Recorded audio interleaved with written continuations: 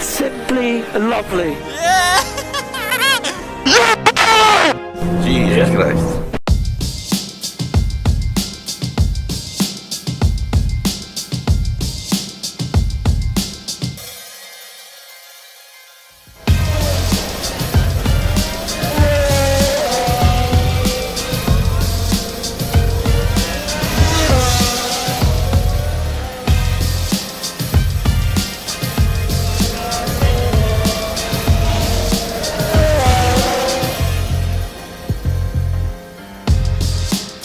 Bonjour tout le monde et bienvenue à une balado-diffusion du Bulletin GP.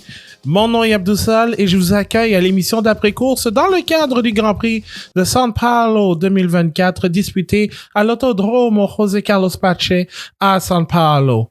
Et si jamais vous écoutez cet épisode et que vous n'avez pas encore regardé la course, arrêtez d'écouter l'épisode tout de suite et sautez sur cette course. Pas les faits saillants sur YouTube, encore moins les 8, en fait, les faits saillants de 30 minutes. Allez regarder la course au complet parce que c'était la course de la saison. Et pour parler de ce magnifique Grand Prix de São Paulo, j'accueille avec moi Marc-André Fortin. Salut Marc-André. Salut Abdou. Comment vas-tu? Ça va très bien, ça va très bien. Écoute, t'es arrivé juste à temps au début de l'épisode. C'est excellent parce que on va parler Oui, vas-y. Je me réveille d'une légère sieste. Tout ça avec le cœur bien en vie avec la victoire de Max. Et ça dort bien mieux avec cette avance maintenant. Ah oui, écoute, toi, tu étais super content, mais il y en a un autre qui n'allait pas vraiment.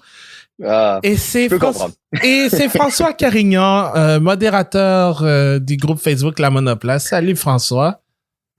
Salut les gars. Donc effectivement, Abdou a pu voir les 5 phases du deuil dans mon body language et dans mon... Parce que j'étais à Montréal, mon frère se mariait hier, donc j'ai dit à Abdou, bon, on va-tu regarder la course à quelque part? Et puis c'est ça, là, il m'a vu m'écrouler en cours de course de façon... évidemment, il y a eu le déni, le regret, toutes les phases du deuil. Donc, c'est ça. Et en plus, François a dû quitter... il était tanné. Je suis plus capable. Non. Je finissais à radio satellite en chemin vers Sherbrooke, là, mais disons que je regrette pas de ne pas avoir vu la fin de cette débandade totale de Lando Norris. Ouais, parce que c'était... on en reparlera justement, je crois que c'est clair qu'on va en reparler. Avant tout, je vais vous donner le résultat, le classement provisoire de ce Grand Prix de São Paulo après 69 tours. Nice. Alors...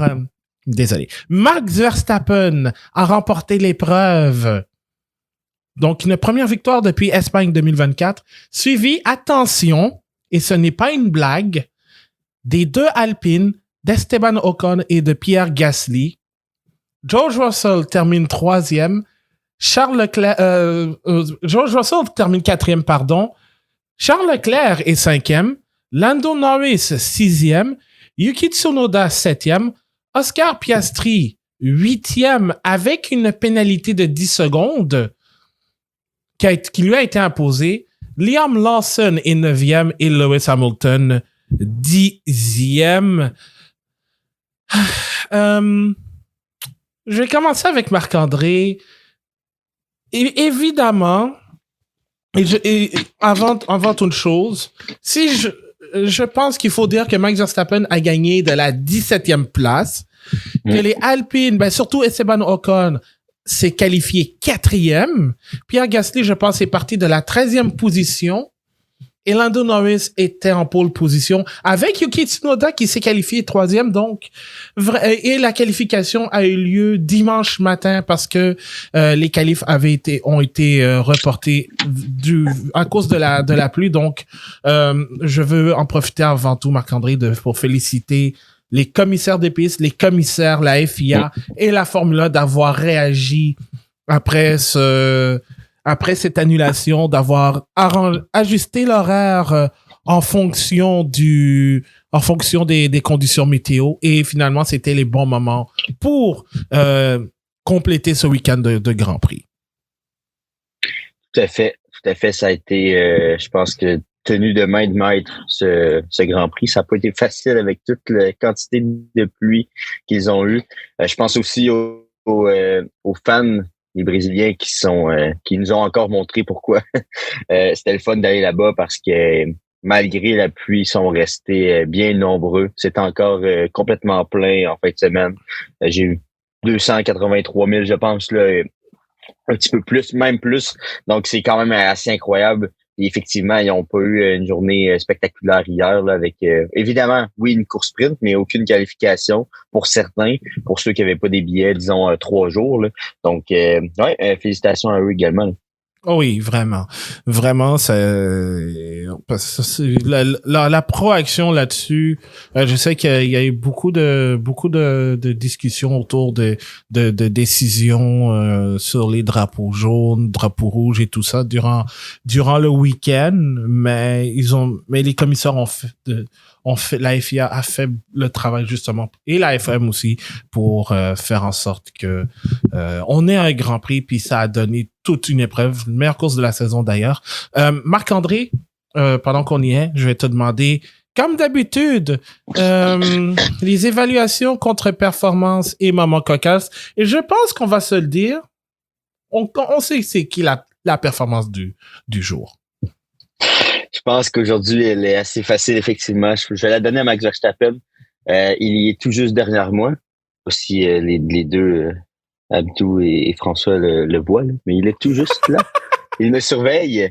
Mais sérieusement, quelle course de sa part. Tu sais, quand on parle de talent de pilote pur, on parle d'un pilote sous la pluie. Et aujourd'hui, il a encore montré à tout le monde à quel point il était bon. Parce que oui, il y a une voiture meilleure que plusieurs pilotes dans cette dans cette cuvée en ce moment. Mais depuis Espagne, on le voit que c'est quand même pas la meilleure. Et malgré tout, il a enchaîné les dépassements à une vitesse incroyable. Je pense que c'était 10 places gagnées dans les 10 premiers tours. Après ça stagnait un peu, mais il y avait évidemment le train Yuki Tsunoda qui était la locomotive qui allait tout juste pas en tout à la bonne vitesse, puis ça empêchait un petit peu n'importe quelle attaque là, autant Leclerc qui a été pris aussi là-dedans. C'est notamment, je crois, l'une des décisions pourquoi Leclerc a décidé de sortir de tout ça. Mais au total, en résumé, je pense qu'il y a 2 choses. Beaucoup de chance, mais énormément de talent quand même, parce qu'il fallait prendre des décisions au bon moment. Verstappen et son équipe ont décidé de rester sur la piste, tout comme Ocon, et ça a été très payant, on l'a vu. Donc, mais c'est le genre de circonstances de course où il faut absolument que tout s'enchaîne pour que tu gagnes. Puis c'est exactement ce qui est arrivé pour Max. Puis ça lui prenait ce petit coup de main, je pense, de la vie pour réussir à aller chercher cette victoire. Alors que la malchance était lui a complètement tombé sur la tête encore dimanche matin lors des qualifications. Même si l'équipe aurait dû, je pense, le faire sortir en piste beaucoup plus vite, qui lui a empêché de faire un bon tour, ce qui fait en sorte qu'il a commencé de 7e. Mais non, grosse victoire de Max en fin de semaine. Et contre-performance? Contre-performance, en général, j'ai l'impression que Lewis, c'est peut-être pas en cause, mais quelle catastrophe pour lui. Un pilote qui, justement, aime ça s'amuser sous la pluie. J'ai l'impression que sa voiture lui a pas pantoute donné l'opportunité de le faire. Puis ça, c'est quand même plate. Il y a eu des excellentes courses au Brésil. Les gens au Brésil l'aiment bien, mais aujourd'hui, rien n'allait de son côté. Sinon, après ça, on peut parler de la stratégie McLaren-Norris, évidemment, parce que on le constate aujourd'hui, on parle quand même d'une 6e position. Piastri a pogné une pénalité, donc a descendu encore plus loin. Mais après ça, c'est circonstanciel. Colapinto a cogné le mur au mauvais moment pour McLaren. Moi, en même temps, je constate quand même que Norris était extrêmement impatient pour changer ses pneus. Ça a peut-être aussi fait en sorte que McLaren a décidé d'y aller plus rapidement. Mais ça, on va le voir. J'ai pas lu encore exactement ce que les gens ont dit, mais je vais faire ça durant le podcast pour pouvoir bien comprendre les stratégies. Mais je pense que Norris a mis un petit peu de pression sur McLaren. Et justement, parlant de Lando Norris, avant que je passe la parole à François, on a au moment où on enregistre, il est présentement 15h30 heure du Québec.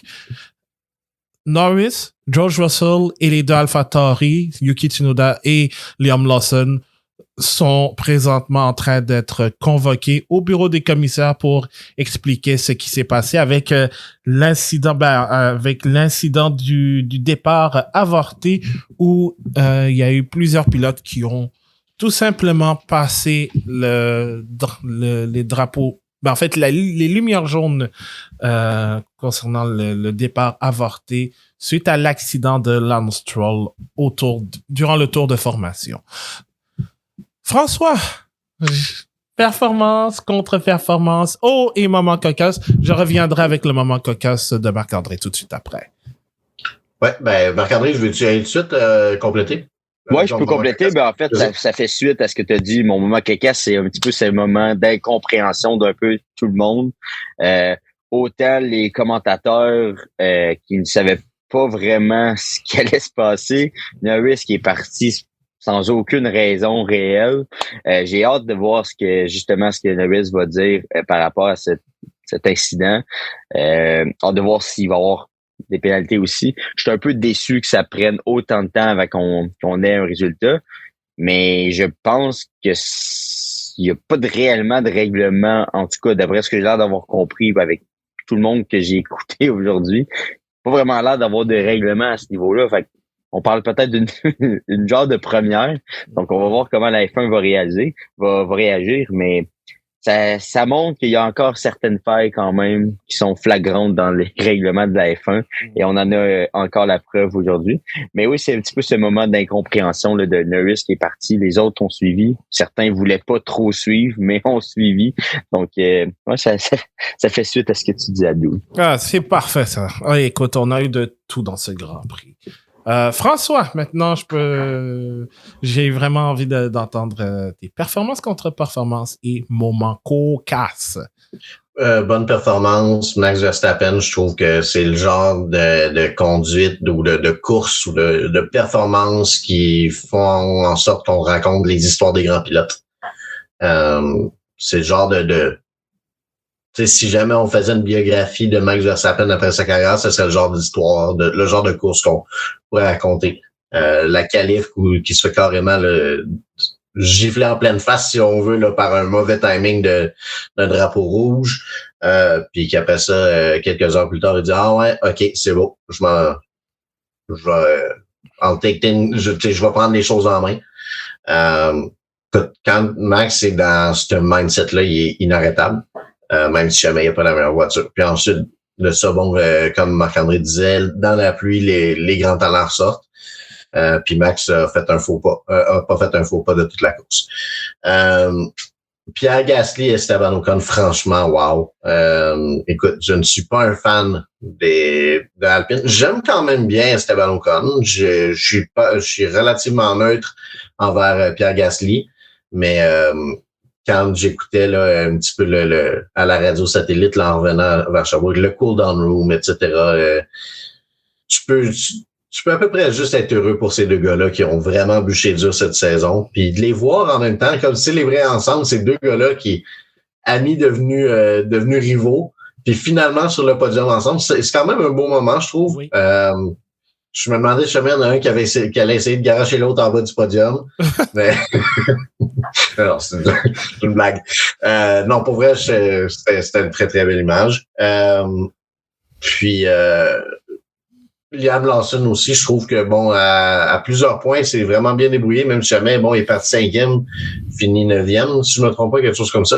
Je veux dire, il n'y avait pas la voiture pour se battre en avant. Fait que c'est pas vraiment c'est pas vraiment de sa faute. Même chose pour Tsunoda. Ils ont vraiment tiré le maximum de la situation. Beaucoup moins qu'Alpine, là, mais tu sais, je veux dire, dans le contexte, on fait une relativement bonne job. Pas une job parfaite, là, mais c'est pas quand même. Pour ce qui est des contre-performances, ben écoute, comme je te disais, Abdou, pendant la course, Lando, si jamais voulait gagner un espoir au championnat, fallait qu'il fasse de quoi parce qu'il était pas capable de dépasser George. C'était simple. Puis quand la voiture de sécurité virtuelle est sortie, j'ai dit, ben, regarde, honnêtement, rendu là, tu te rappelles, Abdou, j'ai dit littéralement, faites quoi parce que en ce moment, là, Max était comme 6-7e, puis je dis, il faut que tu fasses un move parce que si jamais tu finis deuxième, tu t'aides pas au championnat parce que Max va continuer à remonter. Le timing était tellement mauvais pour l'incident de Colapinto avec le red flag. Écoute, ça... Ouais. On a vu ça là, à quelques reprises des fois. Là, si je me rappelle pas c'était quelle course, mais en 2021, où que je pense que c'était en Arabie Saoudite, c'était-tu Max qui avait boxé ou peu importe, puis que quelques tours plus tard, là, bon, c'était sous voiture de sécurité, puis vu que le mur était trop compliqué à réparer, ils ont dû faire un red flag comme après 3 tours de voiture de sécurité. Ouais. Tu sais, des fois, là, t'as pas le choix quand t'as une neutralisation, il faut que tu fasses ton move puis que t'ailles au pit. Mais celle-là, regarde, c'est juste, littéralement, il sort des puits puis qu'il y a un red flag. Ouais. Il y a rien à faire, c'est pas de la faute à personne.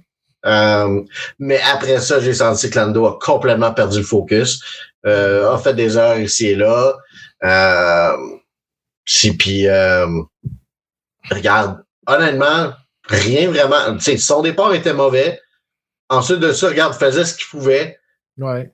Puis après le drapeau rouge, regarde, c'est fini. C'était très, très clair. Regarde, il y avait des petits moments où tu disais, regarde, ben, peut-être qu'il peut. Alors, regarde, du moment où Max s'est retrouvé en avant, après ça, c'était terminé. Même, regarde, ben, dans le top 3, là. Du moment où Max était devant Lando, c'était terminé cette course-là. Et le championnat des pilotes est terminé aussi. Écoute, il reste 14 points, quelque chose comme ça. Max doit marquer 14 points dans le sprint et les 3 grands prix restants. Regarde, c'est terminé, c'est carrément fait. Donc, écoute, on avait un swing où qu'on pouvait, admettons que Max là avait des problèmes pendant cette course-là, puis réussissait pas à remonter. Ben, littéralement, on pouvait se retrouver à moins de 30 points d'écart, autour de 25-30 points d'écart, maintenant on est rendu à 62. T'as un point de swing de comme plus de 35 points. Ou ça, c'est pas rattrapable. Ouais. Et puis, rapidement, autre fait. Ouais, c'est ça. Lando et Oscar. Honnêtement, je trouve que Oscar n'a pas fait grand-chose. Ouais. Le sprint a été super bon. Honnêtement, il méritait la victoire. Oui. Mais sauf que pendant le Grand Prix, là, je le trouvais neutre, juste comme effacé. Puis, une autre chose, honnêtement, je pense que McLaren a pris un peu trop de temps quand Lando a fait son erreur, se trouver derrière Oscar. McLaren aurait tout de suite dû dire, hey, laisse-le passer, on peut pas se permettre de perdre une seconde avec lui. Si jamais on veut qu'il remonte, il faut qu'il repasse tout de suite. Ça a pris 2-3 tours. Fait que, tu sais, je veux dire, McLaren a un peu dormi au gaz à quelques moments. Ouais. Puis, dans les contre-performances, je veux dire, Lance Stroll, qu'est-ce que c'est ça? Ouf. Ça, là, désolé. Je sais pas. On va garder ça pour après parce que... Je sais pas si jamais c'est un break failure. Si jamais c'est un break failure, je m'excuse. Puis tu sais, Abdou, je te l'ai dit quand c'est arrivé. Oui. J'ai dit, c'était tellement bizarre de la façon dont c'est arrivé, ça peut à peu près être juste ça. Mais ce que j'avais pas vu après ça, c'est lui qui s'enlise dans le bac à gravier, tout ça. Ça, je vais garder mon énergie pour après parce que... Ouais. En tout cas, regarde. Bon, le point est juste, qu'est-ce que c'est ça? Ouais. Puis, moment cocasse, en fait, toi, t'en as eu des moments cocasses en me regardant avoir un petit menton de tu sais, je riais noir, là, mais, en tout cas. Mais pour vrai, moment cocasse, le cool-down room, c'était pas cocasse, mais juste comme, ça faisait chaud au corps un petit peu. Comme je dis, même si jamais c'est 2 pilotes que j'ai pas que j'admire pas, tu sais, neutre envers Gasly, puis tu sais, j'apprécie Ocon, mais pas plus que ça. c'est le fun de les voir toutes les deux. Puis tu sais, la complicité un petit peu qu'on a vu ressortir entre Pierre et Max, tu sais, c'est un beau moment. Oui.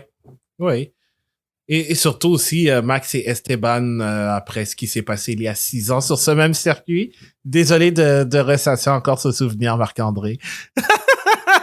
C'est beau, là. C'est la deuxième fois, c'est aujourd'hui.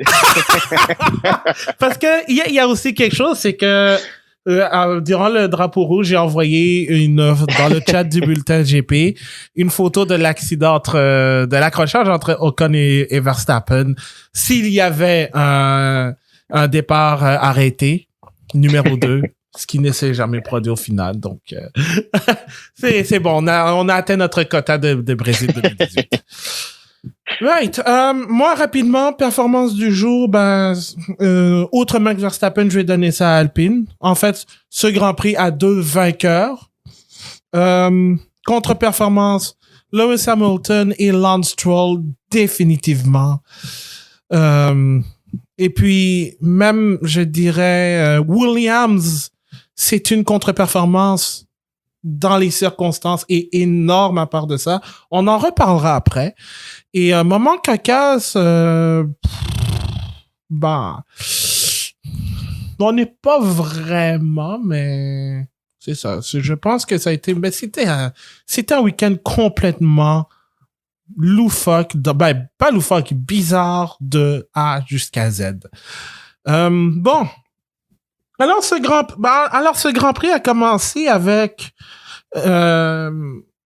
d'abord cette qualification qui a eu lieu à 5h30 heure du Québec. Lando Norris a obtenu la pole. Max Verstappen a été éliminé en Q2 suite à l'accident de Lance Stroll. Il y a eu 5 pilotes qui ont accidenté leur voiture. Franco Colapinto, Fernando Alonso, Lance Stroll, Carlos Sainz et Alex Albon. Ce dernier, ça a frappé vraiment fort alors qu'il était 2e. Et malheureusement, au final, après la Q3, il avait le 7e meilleur temps, mais a été obligé de regarder la course sur les lignes de touche puisque la voiture était très difficile à réparer. Donc, c'était un DNS. Et ensuite, on a Lance Stroll qui sort de piste sur le tour de formation et qui, après avoir bloqué les roues arrière, ce qui est normal, ce qui peut arriver, hein, c'est normal, mais après, c'est quand il se retrouve dans le sable mouillé. Littéralement, c'était vraiment un des pires moments de Lance Stroll que j'ai vu. Et vraiment, j'ai plus de patience envers lui.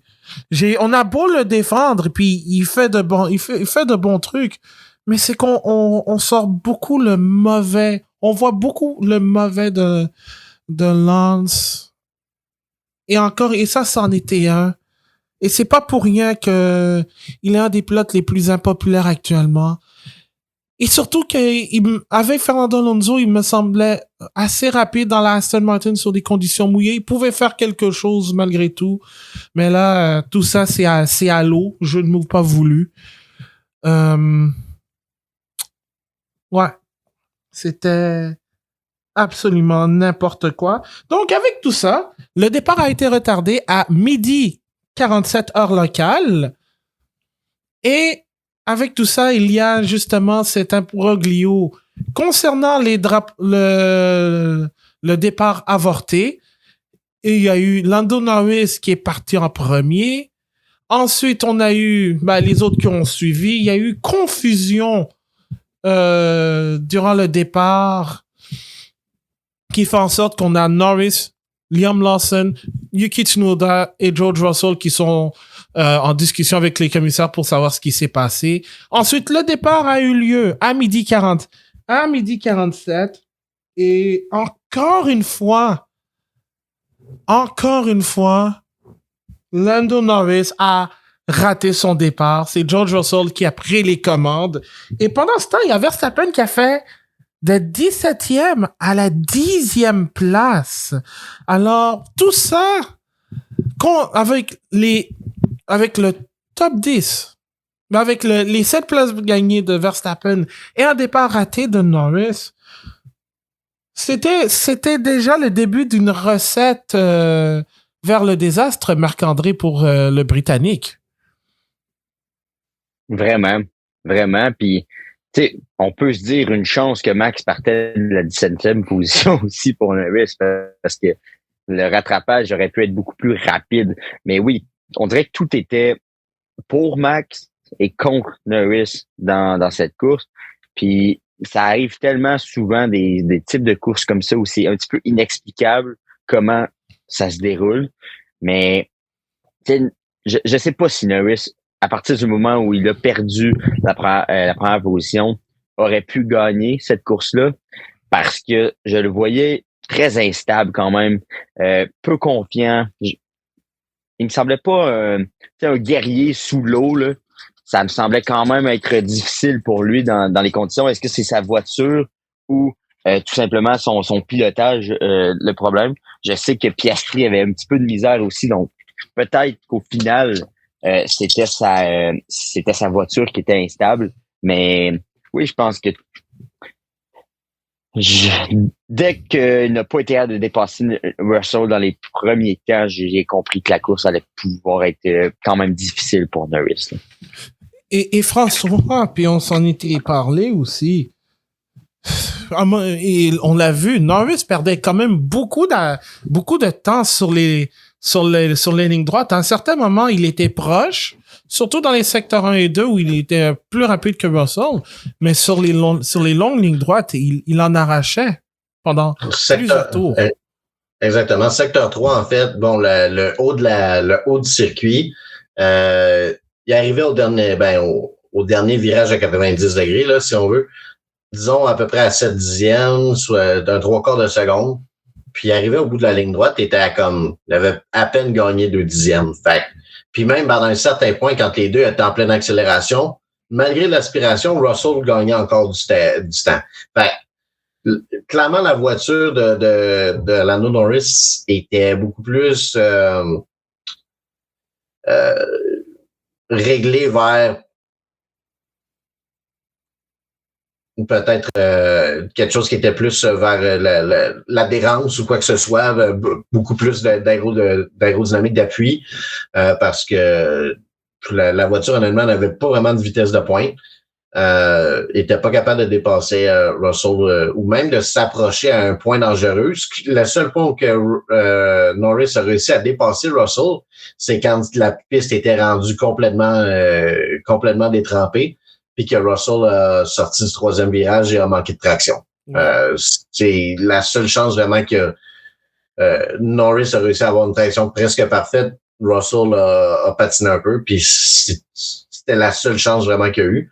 À part de ça, je me rappelle pas d'avoir vu Lando Norris dépasser un seul pilote dans la course, à part quand Piastri l'a laissé passer. Fait que, tu sais, je veux dire, d'un point de vue, là, le réglage, là, ça a vraiment pas joué à sa faveur. C'est drôle parce que c'est exactement l'inverse de la qualif.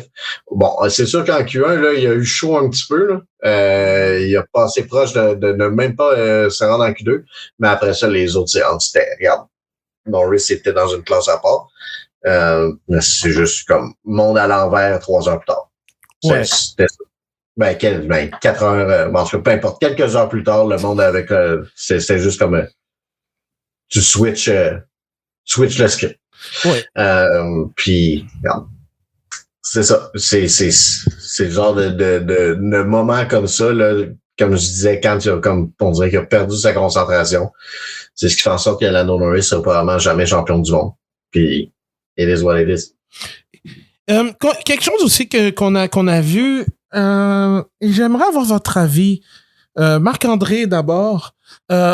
Oliver Bowman, qui a fini 12e, a eu une pénalité de 10 secondes pour avoir causé une collision avec Franco Colapinto. Mais quand on regarde en fait la raison pour laquelle, c'est que je pense Bowman tape l'arrière de Colapinto et c'est lui qui fait qui part en tête à queue. Moi, j'ai trouvé ça vraiment sévère comme pénalité. Ouais. D'autant plus que oui, il y a eu contact, mais est-ce que c'était vraiment nécessaire de donner un 10 secondes pour ça, d'après toi? Parce que moi, j'ai Pas pas vraiment. trouvé.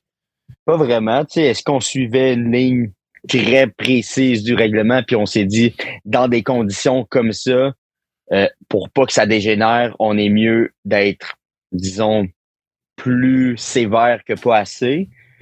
C'est la seule explication que je vois pourquoi on l'a puni, parce qu'en tant que tel, Berman s'était lui-même puni en faisant tête à queue.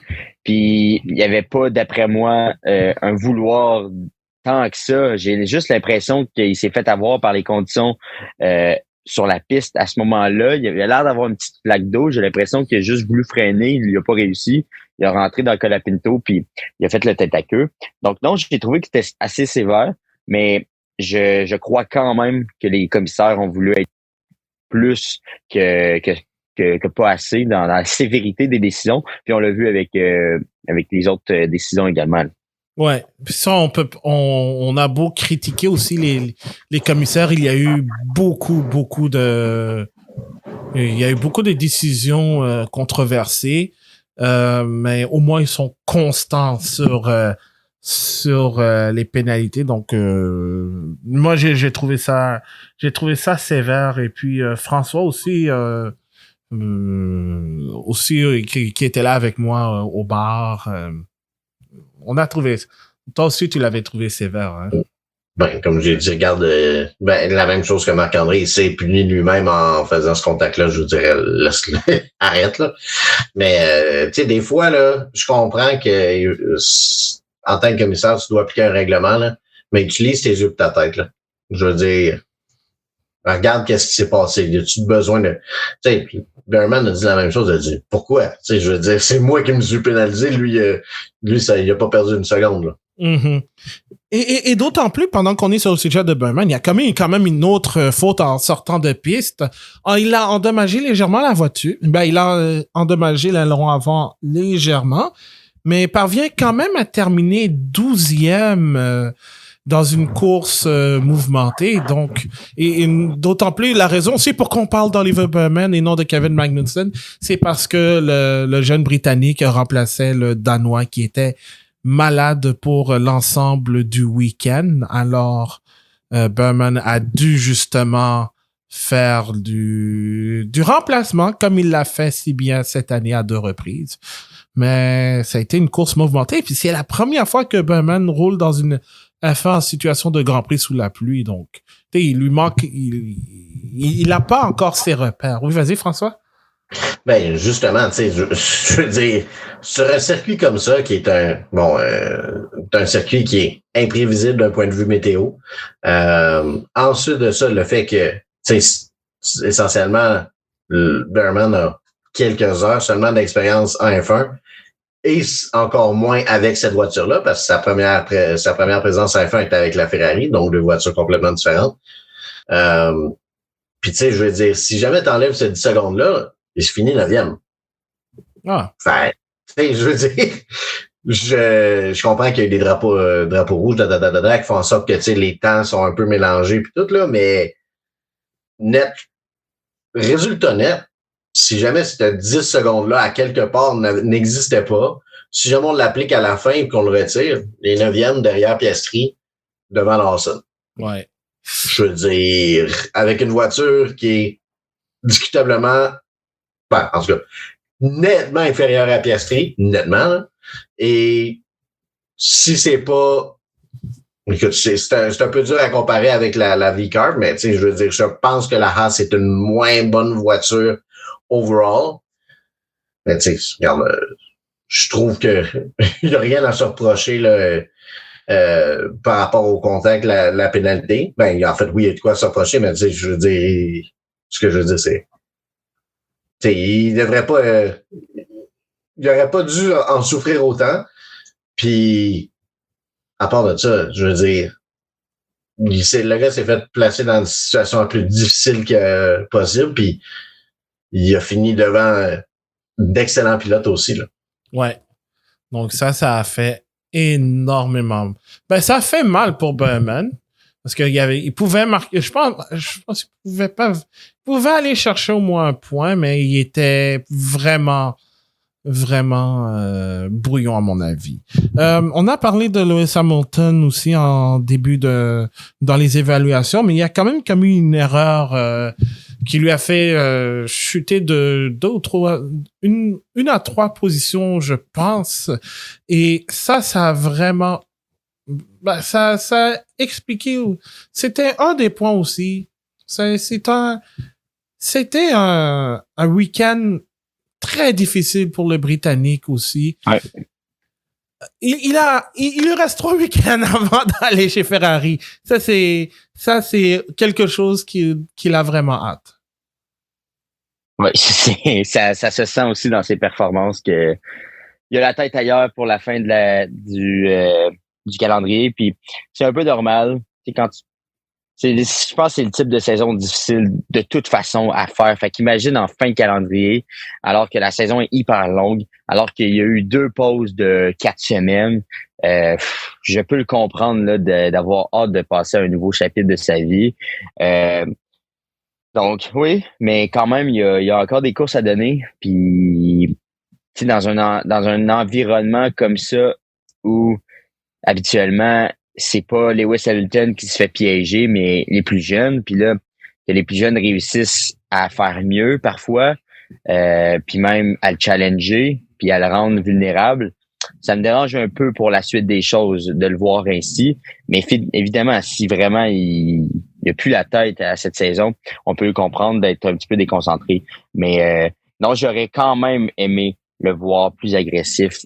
Mais calme, parce que on s'entend que il a fait des erreurs que même parfois je disais même une recrue aurait peut-être pas fait ça ici. Donc non, je pense que ça a été une course difficile, mais j'ai hâte de le voir dans les prochaines courses comment il pourrait rebondir d'une telle performance. Ouais, et d'ailleurs au moins on a pu voir Hamilton se battre contre Sergio Perez. Et donc c'était une bataille c'était une bataille serrée entre les deux, puis avec Liam Lawson aussi qui a bien tenu son bout. Mais c'est vrai que ça a été un week-end très difficile pour le Britannique. Et pour Sergio Perez, écoute, François, un tête à queue en début de course. Il avait une potentiel d'aller chercher au moins 2 points, une 9e place en dépassant son nouvel ami Liam Lawson. Mais il s'est retrouvé en déportation et Lewis Hamilton a été capable de le passer et Checo n'a juste pas été en mesure de reprendre la position au départ d'Hamilton. Il était dans la même voiture que Max, il est parti 12e, a fini 11e. Max est parti 17e, a fini premier. Ouais. Je pense qu'on peut résumer ça à ça. Je veux dire, honnêtement, en piste, c'était pas trop pire, Checo, mais je veux dire, il y avait... Autant que quand Max a décidé d'attaquer, on dirait que le chemin s'ouvrait puis que tout le monde, il était tellement précis, tout, on dirait littéralement que le monde se tassait de lui, tellement que genre il était on point. Je veux dire, la façon qu'il a attaqué au premier tour puis qu'au virage 3 qu'il est allé à l'extérieur puis tout, puis Max était juste sur une planète différente il est in sync avec sa voiture. Checo, les dépassements ont de l'air compliqués. Quand il réussit à dépasser quelqu'un, il se compromet, puis ensuite de ça, il se fait tout de suite repasser. C'est pas toujours, je veux dire, ça donne pour un bon show, mais c'est pas toujours élégant, c'est pas by the book un peu de la façon qu'il s'y prend. Mais bon, regarde, je veux dire, les pilotes qui ont terminé devant lui, les deux V-Cars, Lewis Hamilton, puis après ça, c'est pas mal les pack leaders. Et les deux Alpines, évidemment, ont profité de circonstances exceptionnelles. Là. Mais, je veux dire, il n'a pas gagné de points comparé aux 2 gars contre qui il est supposé de se battre. Là. Ouais. Et d'ailleurs, parlant de ça, Ferrari qui avait vraiment fait des 2 coups de maître aux États-Unis et au Mexique avec 2 doubles podiums, se retrouve très difficilement. Charles Leclerc 5e et Carlos Sainz qui était parti de la ligne des puits a abandonné à la suite de tête à queue qu'il a envoyé dans le mur. Et d'ailleurs, lui aussi aurait pu recevoir le même traitement que Nico Hülkenberg, c'est-à-dire la disqualification si il avait décidé de continuer, ce qui n'a pas été le cas heureusement, mais il est convoqué au bureau des commissaires. Donc, avec Verstappen qui gagne à lui seul 26 points, McLaren qui en marque 10 et Charles Leclerc qui en marque à lui seul 10, ça a été 12 pour McLaren, 8 Norris, 4 Piastri. 12, my bad. Donc, c'est un plus 2 pour McLaren sur Ferrari. Et pour Red Bull, ben, c'est plus 16. Donc, là-dessus, je pense que Ferrari a été anonyme. Et j'ai noté aussi, Charles Leclerc a été le premier à s'arrêter au 25e tour pour changer de pneu intermédiaire. Et ça aussi, je dirais, ça a affecté la stratégie de Norris, en quelque sorte, Marc-André, parce que le fait que Charles Leclerc se soit rendu au 25e tour pour s'arrêter au puits, mais qui a eu de la difficulté à dépasser les autres pilotes et rester pris dans le trafic, ça a aussi impacté la décision de McLaren de ne pas faire rentrer Norris pour changer de pneu intermédiaire. C'est certain que ça a joué, mais en même temps, ils ont pu avoir une idée de qu'est-ce qu'ils pouvaient ou pas faire dans ce contexte. Donc, c'est certain que c'est plus difficile de voir ça comme ça. Mais oui, je pense que ça aurait pu aider McLaren ou les nuire, tout simplement. Puis dans ce contexte, je pense que ça les a quand même nuit. Mais en même temps, il y avait un exemple sur lequel se pencher. J'ai trouvé quand même intéressant Red Bull d'utiliser Sergio Perez. Je reviendrai à McLaren, mais pour mettre des pneus de pluie, visiblement, avant que le drapeau rouge arrive, ils voulaient tester, voir quel type de performance ils pouvaient avoir avec Sergio pour les donner à Max pour un éventuel meilleur positionnement.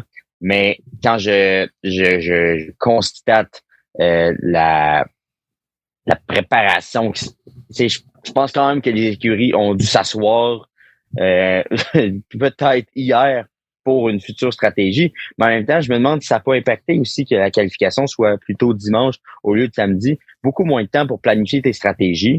Donc, est-ce que ce temps-là, disons, a permis aux meilleures équipes ou aux meilleurs stratèges d'avoir un avantage sur les autres, dont Anna Smith, par exemple, avec Red Bull? Ben, peut-être. Parce que visiblement, j'ai senti que McLaren parfois ne semblait pas trop savoir dans quelle direction il voulait aller. Norris était hyper agressif pour vouloir changer ses pneus. McLaren ont pesé sur le frein un peu. Puis là, ben, ils ont finalement rentré, je pense, au meilleur moment qu'ils pouvaient lorsque la voiture de sécurité virtuelle est arrivée pour McLaren. Mais écoute, c'est ce type de course où je pense que tu te fais contrôler par la température, tu te fais contrôler un petit peu par les éléments extérieurs, puis ta stratégie que tu as préparée au début de la course, ben tu la mets un peu aux poubelles, puis tu essaies de bien réagir sur place au bon moment, mais parfois tu prends les mauvaises décisions ou tu prends les décisions qui te viennent sur le bord de la main. Là. Ouais, oui. Et vraiment, c'est que aussi... Puis encore une fois, je reviens à ce qu'on avait décidé avec François. Mais là, en rétrospective, je pense que c'est sûr que McLaren avait fait son choix. Red Bull a fait le sien aussi.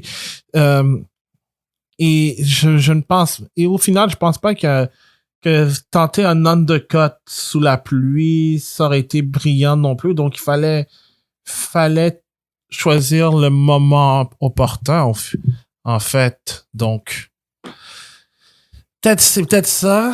Je sais qu'il y a un clip qui circule sur Twitter où il dit que où Norris dit bon tout ça, la victoire de Max, le drapeau rouge, tout ça, ce n'est pas du talent, c'est de la pure chance.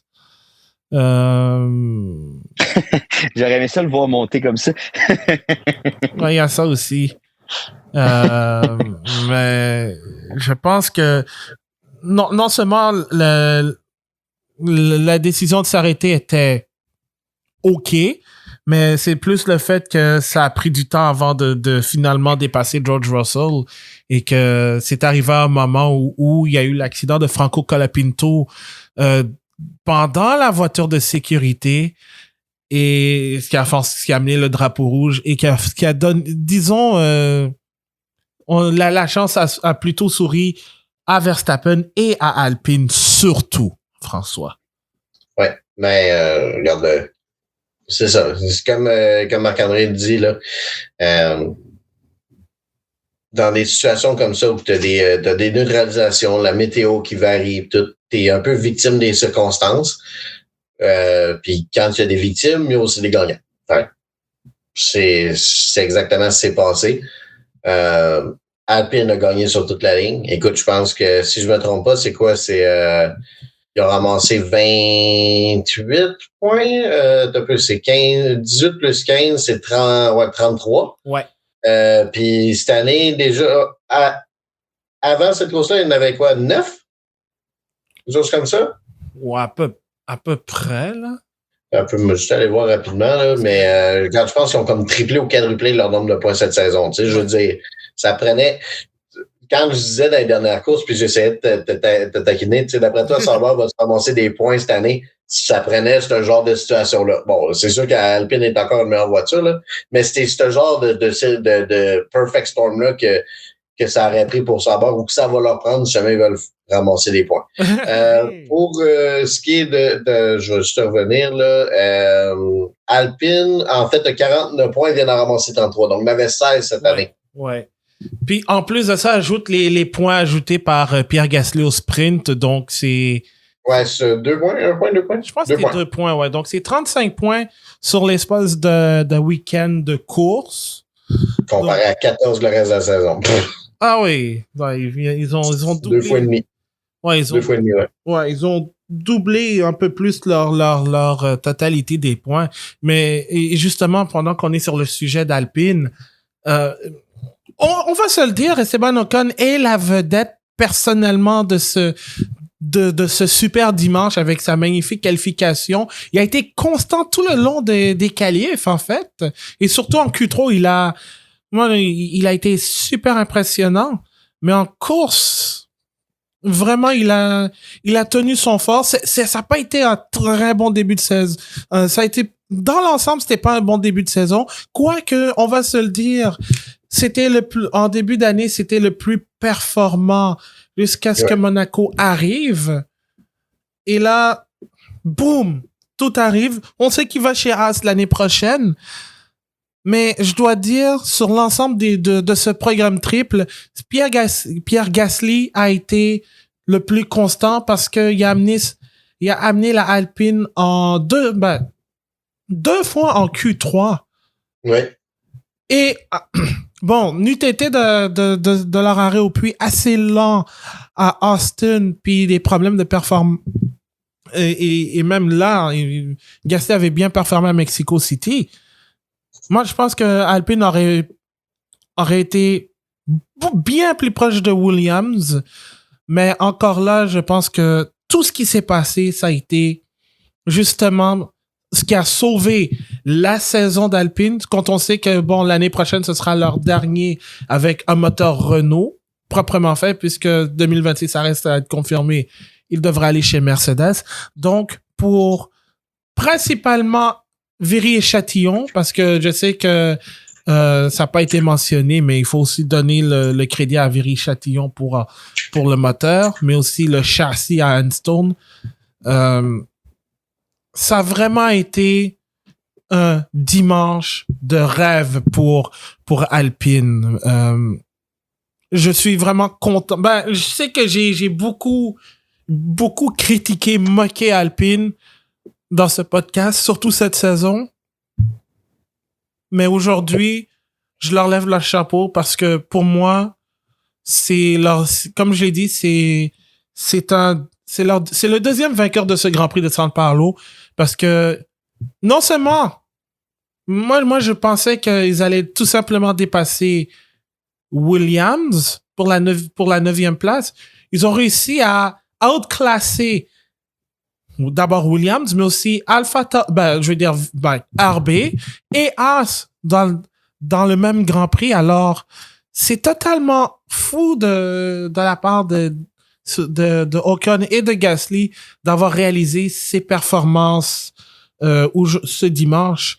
Et bon, la course pour la 6e place est définitivement chaude entre Alpine, RB et Haas. Je sais pas si pour Vegas, ils vont revenir à leur place habituelle, mais vu les améliorations qu'ils ont eu sur la Alpine et qu'on a vu avec Gasly, entre autres, je pense que les 3 prochaines courses s'annoncent légèrement prometteuses pour l'équipe française. Ouais. Je pense quand même qu'il y a un léger avantage pour Haas parce que c'est une équipe qui est une écurie qui ramasse des points de façon plus constante. Oui. Mais si jamais il y a une autre course folle puis que Alpine se ramasse, disons un 5-10 points ou même plus, évidemment, je pense pas qu'on va revoir un doublé Alpine sur le podium cette année. Là. Je veux dire, en passant, félicitations au gars sur Twitter qui a parié sur un doublé Alpine $5 à 9 000 pour 1. Quoi? Je t'enverrai le lien, j'ai vu ça tantôt en débarquant de l'auto. Pardon? 9 000 pour 1. Un doublé Alpine sur un podium. Ah! Donc, le gars, il est riche en esti, là. 5 t'as donné 4 500 My God! Non, 45 000 excuse. My God! Ouais, 9 000 pour un. 45 Merci, Alpine. Wow! C'est un beau voyage. Wow! Peut-être que l'an prochain, va y aller, ça va lui permettre d'y aller sur place voir quelques courses. Mais non, tout ça pour dire, regarde, j'ai vu ça et j'ai fait « Oh my God ». Ben, je sais pas si jamais c'est truqué, mais en tout cas, si jamais le gars l'a vraiment fait, le chapeau. Et puis, non, c'est ça. Pour revenir à mon point, je pense honnêtement que Haas va avoir l'avantage parce que exception faite d'aujourd'hui, là, ils ramassent des points ici et là à chaque course, puis il y a seulement 3 points entre eux et Alpine. Alors que quand Alpine ramasse des points, sauf aujourd'hui, c'est au pincette. Fait que ça devrait là, se jouer entre les deux. Je sais pas trop pour RB, honnêtement. Là, écoute, va falloir un peu un perfect storm pour eux aussi, pour vraiment se remettre en avant, parce que 5 points, là, bon, ça c'est rien quand on est une écurie de pointe, mais quand on est des écuries là, qui se battent habituellement pour les positions, disons, 9 à 15, 5 points, c'est quand même considérable. Oui. Fait c'est ça, regarde. C'est une course là essentiellement que Alpine pourrait, un week-end, qui pourrait ramasser à peu près 30 millions de dollars US à Alpine. C'est 5 dollars. Ah oui, cette course, si ça continue comme ça, ben vient d'assurer une fin de saison heureuse pour le clan français. Messieurs, ben je vais commencer par Marc-André. La disqualification de Nico Hülkenberg pour la première fois depuis le Grand Prix du Canada 2007, alors que nos amis Giancarlo Fisichella et Felipe Massa avaient brûlé un feu rouge à la sortie de la ligne des puits et qui était d'ailleurs, surtout je pense, était dû au violent accident de Robert Kubica. Nico Hülkenberg, ça n'a pas été un week-end facile pour lui. On a parlé de Berman qui en arrachait avec avec sa première fin de semaine de Grand Prix sous la pluie. Mais Hülkenberg, ça a été quand même difficile pour lui. Et la disqualification ne l'a pas vraiment aidé. Non, effectivement, la disqualification l'a pas vraiment aidé.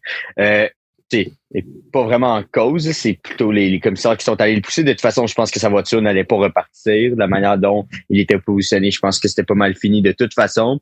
Donc, les commissaires n'avaient pas le choix quand même de disqualifier parce que les commissaires ont touché à la voiture et l'ont aidé à ressortir.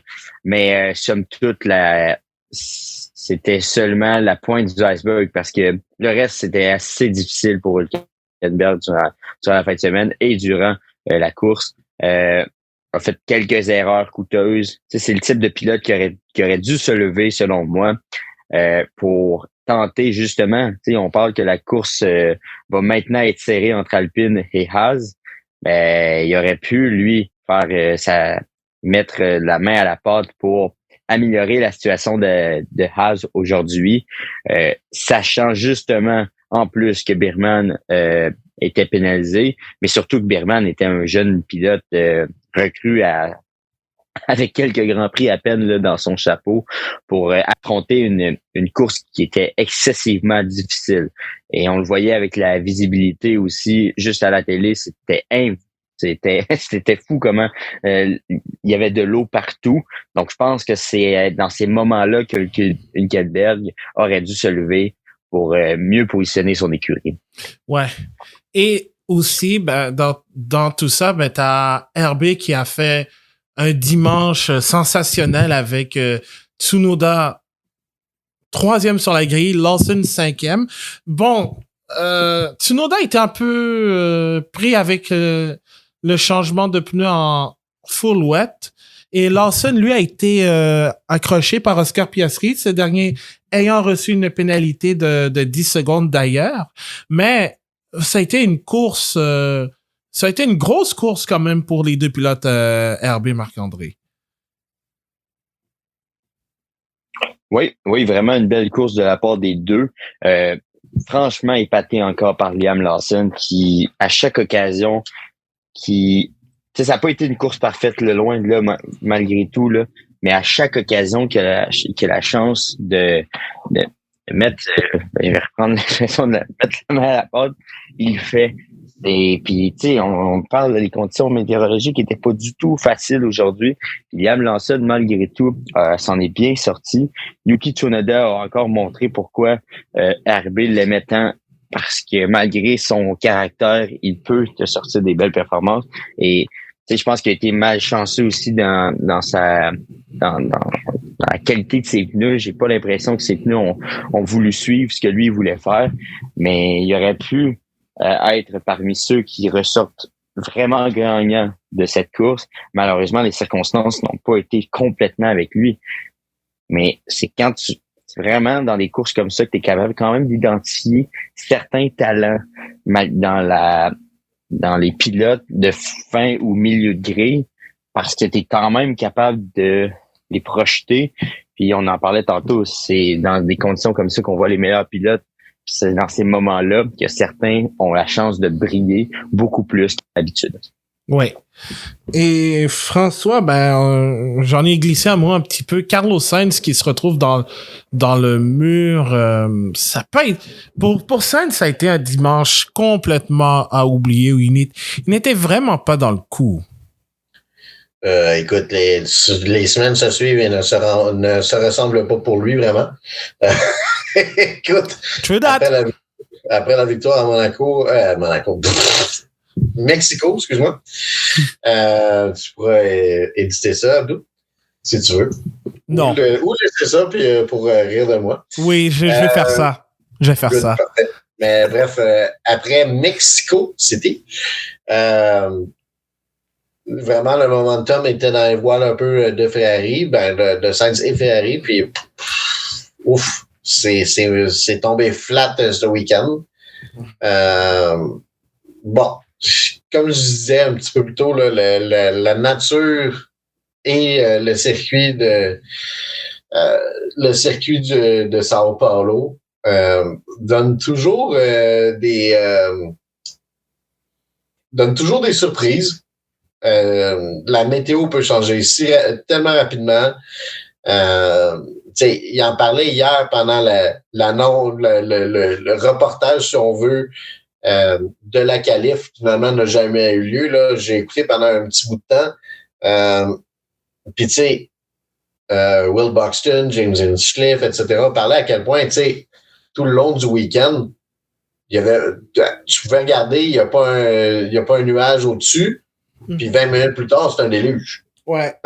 Tu sais, la météo change tellement vite dans ce secteur-là que ça prend un moment d'inattention pour te retrouver dans une situation délicate. et voilà, tu sais, je veux dire, Ferrari, ça a juste pas été leur week-end. Je sais pas, là, il faudrait que je regarde un petit peu de quoi ça a l'air au championnat des constructeurs, là, mais je pense que, bon, ça se complique encore un petit peu pour eux. Ferrari est rendu, là, 593 pour McLaren, puis 557 pour Ferrari. Fait que 36 points? 36, ouais. Fait que le temps commence à manquer pour Ferrari. Malgré le fait que Norris et Piastri ne gagnent pas de course ces temps-ci, puis que même dans certaines circonstances comme aujourd'hui, se retrouve bien loin de là où devrait être. Ramasse juste assez de points pour se tenir dans une position là où un week-end, un bon week-end va essentiellement leur donner le championnat. Ouais. Si jamais ils réussissent encore à mettre les deux sur le podium, c'est pas mal terminé. Exact, parce que là, on a eu vraiment... On a revu un peu le Ferrari de Montréal et un peu de Silverstone où ils ont sorti de fortes courses, mais c'est des contre-performances. Au moins, c'est moins... Ben, je dirais pas... C'est moins pire que Montréal, ça on est clair parce que ça, c'était vraiment du n'importe quoi. Mais dans une situation où Ferrari souhaite remporter le championnat, semble être dans la bataille, ben là, ils doivent minimiser les erreurs et être plus constants parce que Carlos Sainz, je vais dire honnêtement, très anonyme ce week-end. Dans le sprint, il a été largué dès le début parce qu'il n'y avait pas le DRS, donc il faisait sa propre course. En qualif, ben il y a eu cette sortie de piste et en course, ben même avant son accident, ben il était même pas en position d'aller chercher au moins la 10e place. Donc ça a été un week-end à oublier pour l'Espagnol chez Ferrari. Et juste pour le fun aussi, puis je vous ai montré à vous deux, ben les trois pilotes de James Vowles ont eu des accidents. Ouais. Fun. Ouais. C'est la malchance, hein? Ouais, vraiment de la malchance pour le pauvre James. D'ailleurs, là, avec le nombre d'accidents qu'il y a eu ce week-end pour Williams, aïe, aïe! Ça a dû coûter des millions et des millions en dommages, là. Ah, ben, justement. C'est terrible. Justement, parlant de Williams, parce que, oui, Mercedes, plus pour Lewis Hamilton, c'est les perdants. Et encore là, il y a la décision concernant l'histoire de la pression des pneus qui ont été changés lors de l'avertissement des 10 minutes sur la grille de départ. Mais Williams, pour moi, est le grand perdant de tout ce Grand Prix parce que non seulement Franco Colapinto, bon, on peut pardonner parce que c'était son premier Grand Prix sous la pluie. Mais Alex Albon qui l'envoie carrément dans le mur. Est-ce qu'il y a eu des problèmes de frein? Ça reste à voir. Je sais pas trop. C'est lui qui disait qu'il y avait des problèmes de frein. Mais l'accident a été assez violent pour le faire asseoir tout le long du Grand Prix, ne pas participer. Alors que Colapinto, lui, était encore... Il s'en allait vers un autre top 12, visiblement, jusqu'à ce qu'il ait son accident avant la ligne de départ arrivée. Donc, Williams, non seulement a perdu des positions, des points potentiels, mais surtout va dépenser beaucoup d'argent pour réparer les 2 voitures d'ici Las Vegas, François. Oui, mais en fait, ça a coûté cher pendant le week-end et ça va encore coûter cher après le week-end. Ouais. Assez triste comme ça. Et justement, ben Marc-André, parce que je vais t'expliquer la situation. À la relance, après, je pense que la voiture de sécurité soit rentrée dans les puits après l'accident de Carlos Sainz. Max Verstappen a dépassé Esteban Ocon et Lando Norris est parti large au virage 1, perdant, je crois, 2 ou 3 positions. Et tout de suite après, François a quitté le bar parce qu'il n'en pouvait plus. Et honnêtement, je le comprends. Donc, pour moi... Arrivé à la maison plus tôt, rendu là. Ah ouais, c'est ça. Au moins, il a battu le trafic, ça que c'est une bonne chose, mais... Il y a au moins une victoire dans sa journée. Ouais, j'ai gagné 45 minutes. Ouais, c'est ça. Il a gagné 45 minutes, c'est ce qui est pas si pire. Mais Lando Norris, à ce moment-là, a perdu...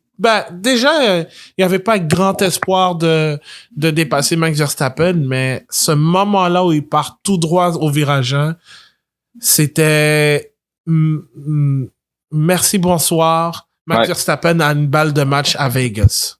Ouais.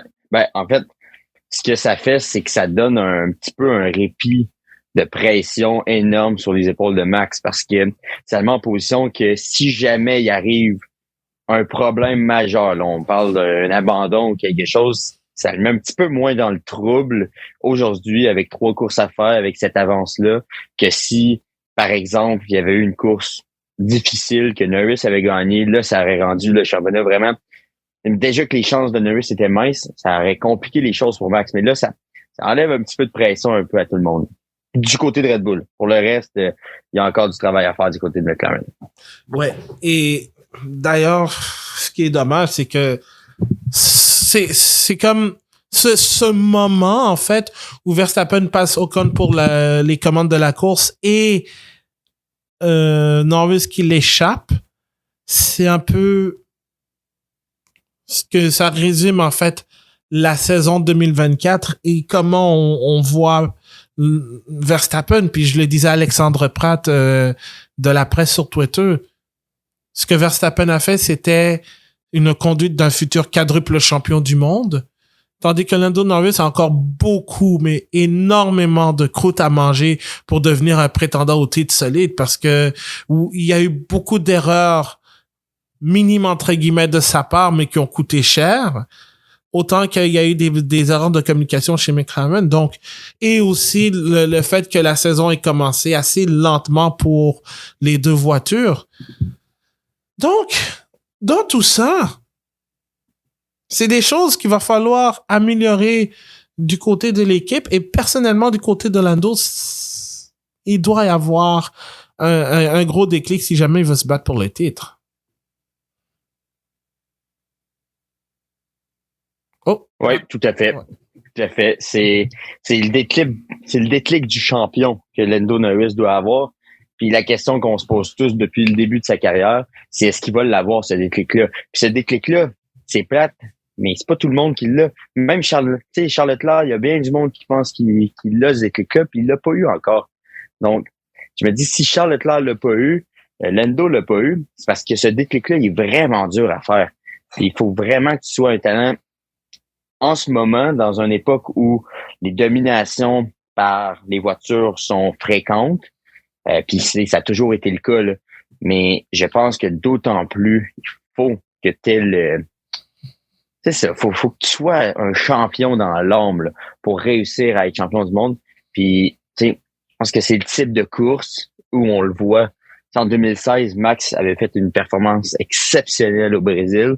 Il était tout jeune à ce moment-là, puis on comprenait déjà où il était capable d'aller. Maintenant, mature et dans une position quand même largement difficile malgré sa position au championnat, il a réussi à sortir ce type de performance au bon moment, aidé, parsemé par la chance, mais un grand contrôle.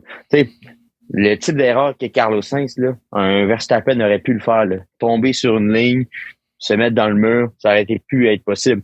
Mais malgré tout, il a continué à pousser. Alors que tout le monde stagnait, lui, il a décidé, non, moi je pousse, je m'en vais chercher les meilleurs tours, je les accumule, puis je finis ma course en forme pour aller vers Vegas dans un bon état d'esprit. Mm-hmm. Parce que là, il y a quoi? Il doit garder un écart de 60 points et plus pour être sacré à Vegas. Par rapport à justement ce que Marc-André disait, là, ce déclic, là, le killer instinct, si on veut, l'instinct du tueur, selon moi, là, sur la grille, je regarde la liste des pilotes, là, puis il y en a 4 qui l'ont. Max, Lewis, Fernando, et puis Oscar Piastri. Oscar Piastri, c'est peut-être celui qu'on va le voir apparaître, mais des courses comme aujourd'hui me font comme complètement là, m'ont mis dans la tête que Lando Norris l'aura probablement jamais. Là. Ça fait 6 ans qu'il est en F1, si je me trompe pas. Là, on a vu ce qu'on avait à voir de sa part. C'est un gars qui va ramasser sa part de victoire ici et là. C'est un gars qui est un peu comme Carlos Sainz, un peu comme George Russell. Je pense que Leclerc est comme dans une catégorie entre les deux, si on veut. Mais des courses comme aujourd'hui me font juste comme raffermer le doute que plusieurs ont que Lando Norris va juste être un bon pilote, mais jamais un grand pilote. Ouais, exact. Il va falloir qu'il y ait ce déclic de toute façon, sinon, ben... Ça pourrait arriver, mais honnêtement, plus ça va, plus ses fans... plus le monde qui suit la F1 réalise que les chances que ça arrive sont de plus en plus minces. Ouais. Donc, je pense qu'on a fait le tour de ce Grand Prix complètement fou. Et dernière question, très rapidement. Course de la saison? Pour moi, oui. Pour moi, oui. Pour tout ce qui s'est passé aussi, je pense que oui, on s'en reparlera lors du bilan de la saison Abdou, mais je pense que ça va être dans au moins mon top 2, disons. OK. François? Oui. Si jamais tu regardes la course de façon neutre et objective, oui. Avec la Grande-Bretagne, probablement. Aussi, ouais. D'un point de vue comme excitation, Autriche, jusqu'au contact, était vraiment excitante. Là, la fin de course, honnêtement, c'était un thriller. Je regarde un petit peu c'est quoi les autres courses. Montréal était bonne. Montréal, c'était comme un 8.5 sur 10, si on veut. Là. Ouais. Belgique était bonne. Monza était vraiment bon. Même si jamais c'était pas comme excitant, c'était pas un thriller. C'est une course aussi mémorable, si on veut. Ouais. Vu les résultats de Ferrari, de Leclerc, en fait. Là. Puis, c'est ça. Non, honnêtement, regarde, c'est tout un show. C'est définitivement top 3 cette saison. Ouais. Puis ça va prendre de quoi d'énorme pour tasser cette course-là du top 3 l'année prochaine. Je pense honnêtement là, que jamais on fait la liste actuelle, c'est 1, 2, 3, dépendant des opinions de chacun, là, mais au-delà de ça, ça serait carrément ridicule de mettre ce course-là en dehors du top 3. Ouais. Et finalement, dernière question. Est-ce que cette victoire de Max Verstappen, c'est la meilleure performance de sa carrière en Formule 1?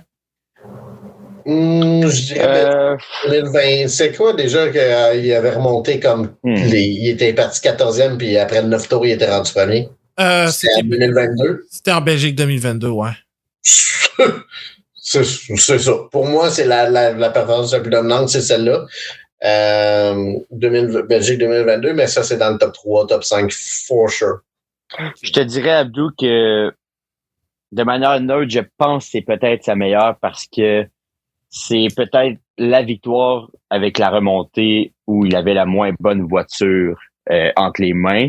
Mais en même temps, c'est très discutable. On pourrait se rasseoir, réfléchir aussi, mais c'est sûr que ça vient rapidement dans le top 3, dans le top 2.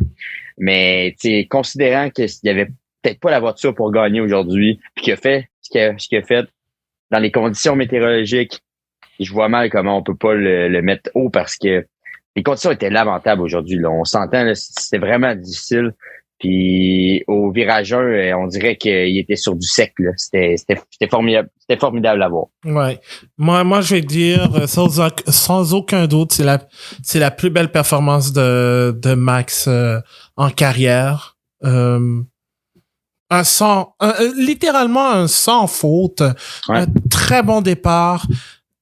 En plus, bon, oui, d'accord, il a été aidé par le drapeau rouge et le fait qu'il ne se soit pas arrêté et que ensuite il a pu mettre des intermédiaires, mais il a été capable d'être clutch là où il fallait être et surtout on a parlé du dépassement de Verstappen sur Ocon, mais il y a un point aussi qu'il a réalisé. Plus de 10 meilleurs tours en course, un après l'autre. Je pense que c'était quoi? Au moins 15, minimum 10, proche de 15, 17 à peu près. Et il a été capable de gagner par, je pense que c'était quoi? 19 secondes sur Ocon. Oui, 19.4 sur Ocon.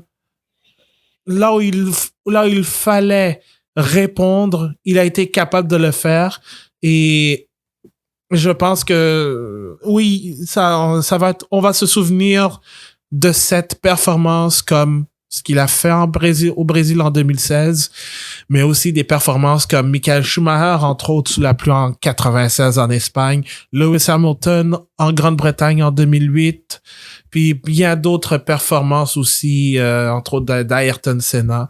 Donc, ce qu'on a vu aujourd'hui, et je vais terminer là-dessus, c'est une max de classe. Bravo, Abdou.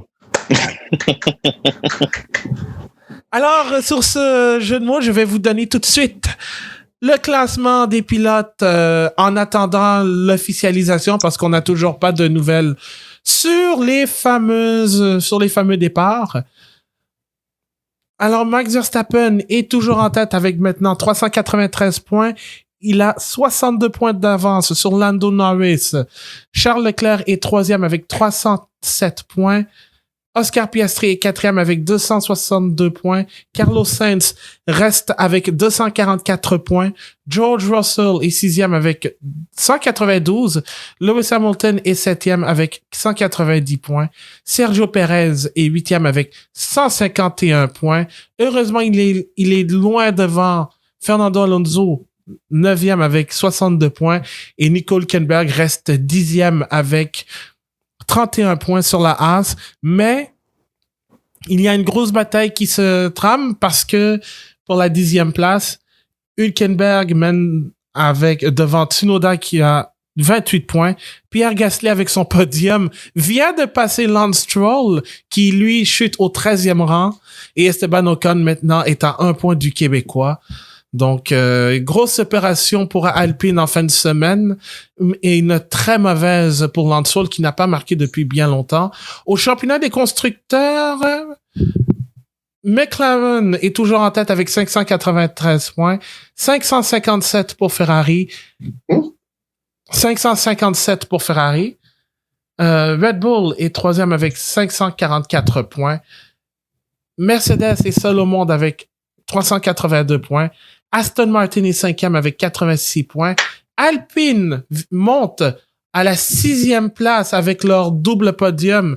Maintenant, ils sont 6e avec 49 points. C'est 3 de plus que Haas à 46. 5 de plus que RB qui en a 44. Williams est 9e avec 17 points. Et Sauber, comme toujours, est 10e avec 0 points. Alors, c'est ce qui complète cet épisode du Bulletin GP. J'espère que vous avez apprécié cet épisode d'après-course et que vous avez apprécié ce Grand Prix. Je vais vous poser la question, est-ce que c'est la meilleure performance de Verstappen à vie selon vous? Est-ce que Sao Paulo 2024, c'est la meilleure course de la saison? Donc, laissez-le moi savoir sur Facebook et Twitter @lebulletingp. On est aussi disponible sur toutes vos plateformes de podcasts préférées, Spotify, Apple Podcasts et partout le Bulletin GP est disponible. On a aussi le groupe Facebook La Monoplace où vous pouvez partager de quoi, vos opinions, des trucs que vous aimez sur la Formule 1. Évidemment, ça va nous faire plaisir de discuter.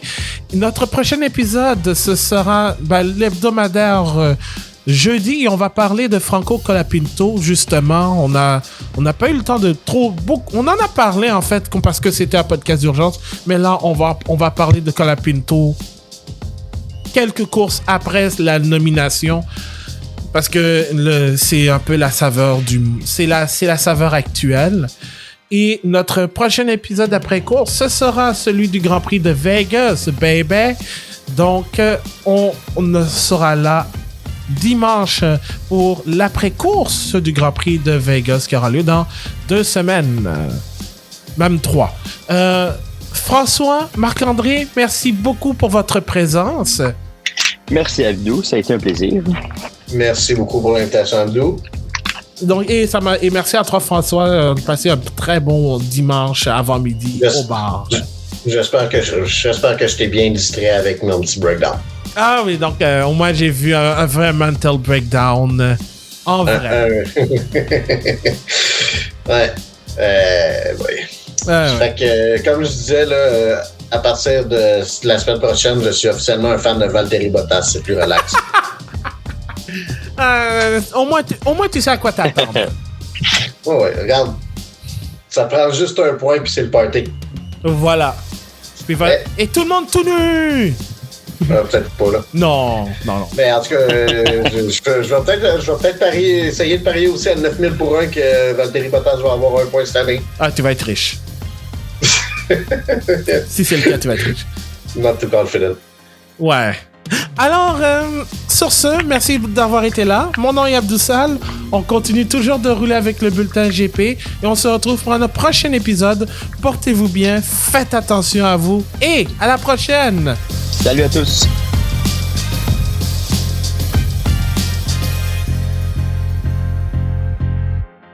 Simply lovely.